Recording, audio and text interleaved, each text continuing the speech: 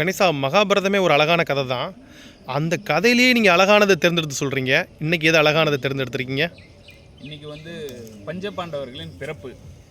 ஹஸ்தினாபுரத்தில் திருராஷ்டிரனுக்கு திருமணம் முடிஞ்சதுக்கப்புறம் பீஷ்மர் என்ன நினைக்கிறாருன்னா, அவருடைய தம்பி பாண்டுவுக்கு திருமணம் பண்ணணும். பெண் தேடுறாங்க. குந்தி போஜன் மகாராஜா அவங்களுடைய பொண்ணு, அவங்கள பேசி முடிக்கிறாங்க. பேசி முடித்து பாண்டு மகாராஜாவுக்கு திருமணம் நடக்குது. ஹஸ்தினாபுரத்தில் சிறிது காலம் வாழ்ந்துட்டு இருக்காங்க. பாண்டுக்கு இன்னொரு திருமணமும் நடக்குது. அவங்க பேர் மாத்ரி தேவி பாண்டு மகாராஜாவோட இரண்டாவது மனைவியாக வராங்க. இவங்களோட வாழ்க்கை சந்தோஷமாக போயிட்டு இருக்குள்ள ஒரு நாள் தன் 2 மனைவியோட இவர் காட்டுக்கு வேட்டையாட போகிறாரு. காட்டுக்கு வேட்டையாட போகக்குள்ள காலையிலேருந்து ஈவினிங் வரைக்கும் நல்லா வேட்டையை முடியுது. ஈவினிங் டைமில் 2 மான்களை பார்க்குறாரு. அந்த மானை அம்பு எய்து மான் உருவத்தில் இருந்த ஒரு முனிவர் மேலே அந்த அம்பு பட்டு போகுது.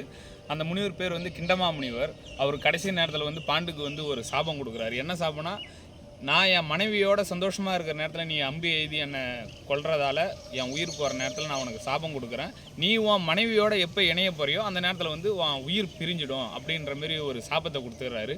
இதை கேட்ட பாண்டு மகாராஜாவுக்கு ரொம்ப மன வருத்தம் ஆயிடுச்சு. வாழ்க்கையே போயிடுச்சுன்ட்டு ரொம்ப கஷ்டத்தில் அரச வாழ்க்கையை துறந்து மனைவியோட காட்டிலே வனவாசத்தோட அங்கேயே தங்கிடுறாரு. அங்கேயே தவம் இருந்து நிறையா சக்திகளை பெறுறாரு. அப்போ திருராஷ்டிரன் அவங்க அண்ணனுக்கு அவங்க மனைவி கருவுற்று இருக்கிறத கேள்விப்பட்டு ரொம்ப மனசு வருத்தப்படுறாரு. அண்ணனுக்கு குழந்தை பிறக்க போது நம்மளுக்கு அந்த குழந்தை பாக்கியம் இல்லைன்ற ஒரு மன வருத்தத்தை தன் மனைவி குந்திக்கிட்ட சொல்கிறாரு. அப்போ குந்தி தேவி சொல்கிறாங்க, அவங்க வாழ்க்கையில் இதுக்கு முன்னாடி துர்வாச முனிவருக்கு சின்ன வயசில் துர்வாச முனிவருக்கு பணிவிடை செஞ்சுட்டு இருந்தாங்க. 12 மாதங்கள் பணிவிடை செஞ்சதால் துர்வாச முனிவர் அந்த பணிவிடையில் மகிழ்ச்சி விட்டு குந்திக்கு ஒரு மந்திரம் சொல்கிறாங்க. இந்த மந்திரத்தை நீ சொல்லி எந்த தேவனை நினச்சி நீ இந்த மந்திரத்தை சொல்கிறியோ அவங்க மூலியமாக உனக்கு ஒரு குழந்தை பிறக்கும் அப்படின்ற மாரி மந்திரம் சொல்கிறாங்க. அதை பாண்டு மகாராஜா கிட்ட குந்தி சொல்கிறாங்க. அப்போ பாண்டு ரொம்ப சந்தோஷப்படுறாரு. எனக்கும் குழந்தை பேர் வேணும், அதனால் அந்த மந்திரத்தை சொல்லி எனக்கு குழந்தையை உண்டாக்கி கொடுன்ற மாரி சொல்கிறாரு. அவங்க குந்தியும் ஏற்றுக்குன்னு யமன் தர்மதேவன் கிட்ட அவரை நினச்சி இந்த மந்திரத்தை சொல்கிறாங்க. அவருக்கு பிறந்தவர் தான் தர்மர். அதுக்கப்புறம் வாயுதேவனை நினச்சி அந்த மந்திரத்தை சொல்கிறாங்க. வாயுதேவனுக்கு பிறந்தவர் தான் பீமன். அதுக்கப்புறம் இந்திரனை நினச்சி அந்த மந்திரத்தை சொல்கிறாங்க. இந்திரதேவனுக்கு மூலியமாக பிறந்தவர் தான் நம்ம அர்ஜுனன்.